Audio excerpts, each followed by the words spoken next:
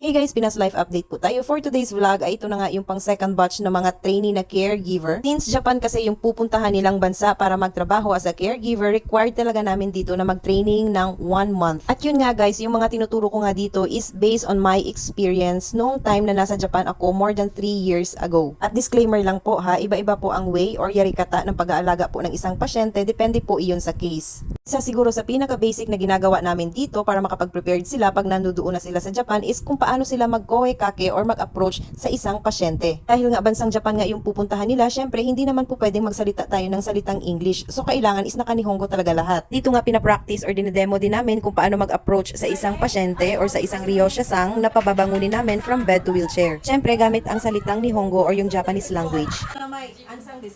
はい、希望の名前、アンさんですよ。いますね。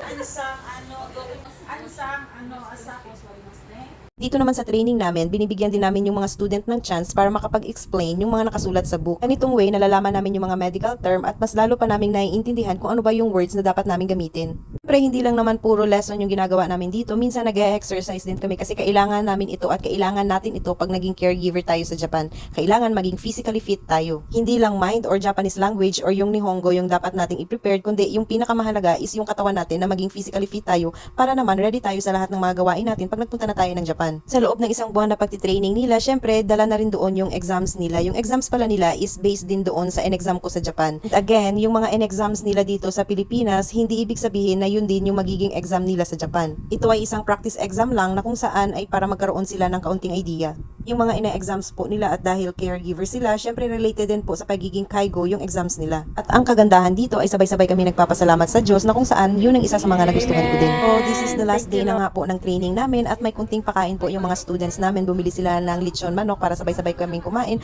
At syempre, hindi mawawala yung mga pag-gifts at saka mga messages nila sa akin. Syempre, lubusan din akong nagpapasalamat sa kanila kasi sobrang sweet at sobrang ang dadali nilang matuto.